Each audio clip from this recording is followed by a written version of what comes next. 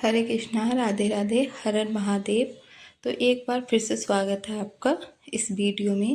तो इसमें हम बताएंगे सावन सोमवार का उद्यापन कैसे करते हैं। तो फ्रेंड्स, अगर आप सावन के 4 सोमवार का व्रत रखा है या फिर आपने सावन के पूरे माह का मतलब जैसे पूरे 1 महीने का सावन का व्रत रखा है, तो दोनों की उद्यापन विधि सेम होती है। बस आपको, अगर आपने सोमवार के 4 व्रत रखे हैं तो जिस दिन आपका आखिरी सोमवार होगा उस दिन उद्यापन करना होता है, और पूरे सावन का व्रत रखा है तो आपको पूर्णिमा वाले दिन यानी कि रक्षाबंधन वाले दिन उद्यापन करना होता है।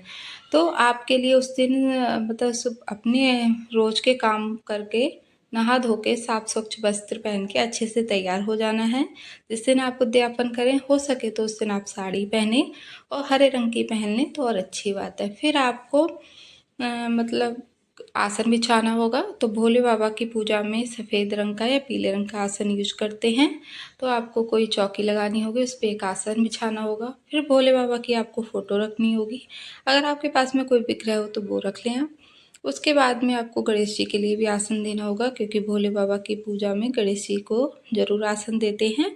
और अगर आपके फ़ोटो में ही गणेश भगवान है भोले बाबा के और गौरा मैया के साथ में, तो आप उनका भी पूजन कर सकते हैं। अगर आपके पास में गणेश भगवान का विग्रह नहीं है तो आप सुपारी से भी गणेश जी बना सकते हैं, या फिर आप मिट्टी के मतलब जो पार्थिव शिवलिंग में भी गणेश भगवान बना सकते हैं। अगर आपने रोज़ाना पार्थिव शिवलिंग का अभिषेक किया है जैसे सावन के सोमवार में, तो आपको पार्थिव शिवलिंग बनानी होगी उस दिन।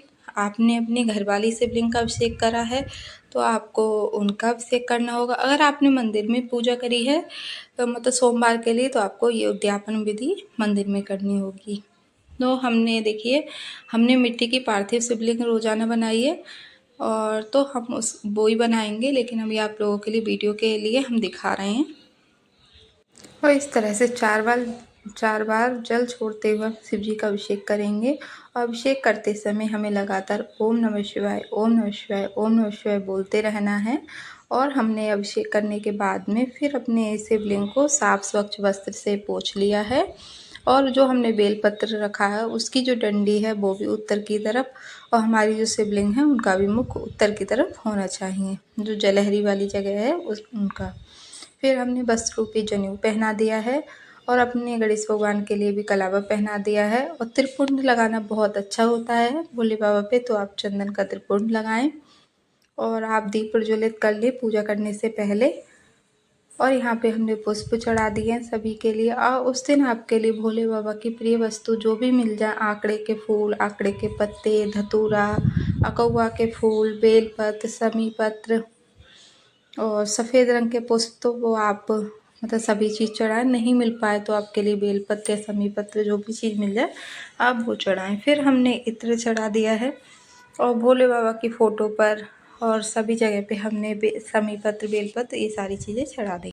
और जो भी बेलपत्र आप चढ़ा रहे हैं उनके पीछे की डंडी तोड़कर चढ़ाएं, इस तरह से डंडी तोड़कर और चंदन से तिलक करके। और जो चिकनी साइड है वो हमें भोले बाबा को स्पर्श करानी रहती है। और जो भी अक्षत का आप यूज करेंगे मतलब प्रयोग कर रहे हैं अक्षत का, वो टूटे फूटे ना हो, साबुत अक्षत हो। और आप अपनी गौरा मैया के लिए चुनरी भी चढ़ा सकते हैं। और जिस तरह से आपने संकल्प ले रखा है तो उसी तरह से आपको पूजा करनी होगी। मंदिर पर जाकर मतलब मंदिर का संकल्प ले रखा है 4 सोमवार के लिए, तो मंदिर जाना होगा।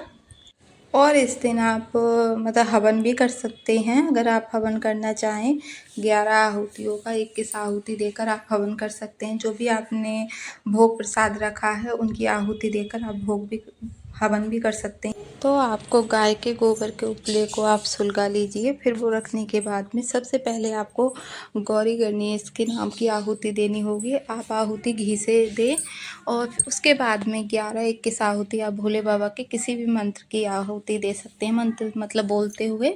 और जो भी आपने भोग प्रसाद वगैरह रखा है वो चढ़ाते हुए भी आप हवन कर सकते हैं। और जो भी आप मतलब हवन सामग्री से, घी से, इन चीज़ों से आपको आहुति देनी होगी, तो इस तरह से आपका हवन भी हो जाएगा अगर आप हवन करना चाह रहे हैं। और आप भगवान पे भस्म, गुलाल, उनका श्रृंगार करें, अबीर, ये सारी चीज़ें आपको चढ़ानी रहती है। और इस तरह से चढ़ाएं। और पूजा करते समय पूरे टाइम आपको भगवान का नाम लेते रहना है। और ये धतूरा चढ़ा दिया है। और सबसे पहले सब कुछ पता गणेश जी के लिए चढ़ाना होता है, गणेश जी का ही तिलक। और तिलक लगाने के बाद में आप अक्षत ज़रूर लगाएं। और भोले बाबा का जो जल जो आपने अभिषेक किया है वो जल आप किसी साफ स्वच्छ जगह पे या फिर किसी गमले में चढ़ा दें। तुलसी जी के गमले में नहीं चढ़ाते हैं। फिर हमने यहाँ पे भोग प्रसाद रख दिया। अगर आपके पास में छोटे छोटे बेलपत्र हों तो वो आप इन पर रख दें। जैसे हम अपने लड्डू गोपाल के लिए तुलसी पत्र डालकर भोग लगाते हैं, ऐसे ही हमें भोले बाबा के लिए बेलपत्र डालकर भोग लगाना रहता है। फिर जो हमने सुहाग का सामान रखा है कुछ चीज़ें हम माता रानी के लिए चढ़ा देंगे।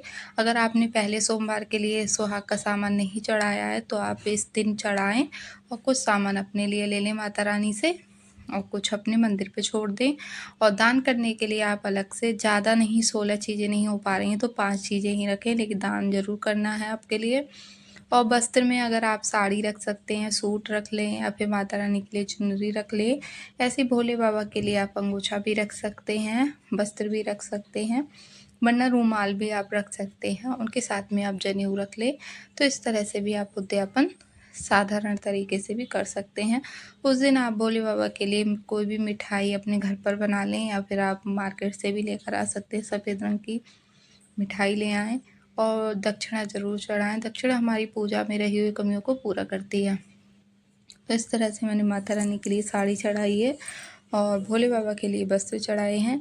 आप बर्तन भी रख सकते हैं या फिर आपने किसी भी चीज़ का जैसे दूध या दही का पूरे सावन में नहीं लेने का संकल्प लिया है तो आखिरी दिन आप वो भी दे सकते हैं, दूध या दही का भी दान कर सकते हैं। उसके बाद में आपको हाथों में अक्षत और पुष्प लेके कथा सुननी होगी। और कथा सुनने के बाद में जो आपने अक्षत आपके हाथ में भोले बाबा के पास छोड़ दें, उसके बाद में आपको करनी रहती है आरती। तो आरती के लिए अलग से कपूर की आरती करते हैं, जो हमने दीप प्रज्वलित किया होता है उसको नहीं उठाते हैं। तो अलग से कपूर से आरती करें, सबसे पहले गणेश भगवान की, फिर भोले बाबा की, सभी की अच्छे से आरती करें। और गौरव मैया की आरती करने के बाद में हमारी पूजा में रही हुई कमियों के लिए हमें क्षमा याचना करनी रहती है। और आपने जो दान का सामान रखा है, साड़ी और जो कपड़े, उस पर आप कोई फल भी रख सकते हैं, मिठाई भी रख सकते हैं। तो इस तरह से आपको दान करना रहता है। दान आप अपने हिसाब से अपने बड़ों के लिए जिनके आप पैर छूते हैं, अपनी सासू माँ, जेठानी, ननद के लिए, या फिर दान कर सकते हैं, या फिर ये सारा सामान आप मंदिर में भी छोड़कर आ सकते हैं। तो आपको मेरा आज का वीडियो कैसा लगा? मैंने बहुत सादा सरल तरीके से बताया है सावन सोमवार के उद्यापन विधि। और फिर इस तरह से 3 बार जलवार के आपको वो सामान मनसना होगा। हमारे यहाँ पे श्रृंगार का सामान नहीं मनसते हैं, केवल वो दान करते हैं। तो हमने नहीं मनसा है। अगर आपके यहाँ पे उसको मिनसते हैं तो आप वो भी रख लें, वरना हमारे यहाँ पे नहीं मिनसते हैं। और इस पर आप जो भी दान करें उस पर आप दक्षिणा ज़रूर रख लें। आप अपने हिसाब से 10 रुपये, 20 रुपये, 50 रुपये जो भी है आपको रखना है, क्योंकि वो दान करते समय दक्षिणा ज़रूर रखनी रहती है। तो इस तरह से थी ये थोड़ी सी छोटी सी वीडियो, बहुत साधारण तरीके से उद्यापन की। आपको कैसी लगी है कमेंट करके ज़रूर बताना। और थोड़ी सी भी वीडियो आपके लिए यूजफुल हो तो कमेंट में हर हर महादेव ज़रूर लिखना। मिलते हैं नेक्स्ट व्लॉग में, तब तक के लिए राधे राधे, हरे कृष्णा, हर हर महादेव।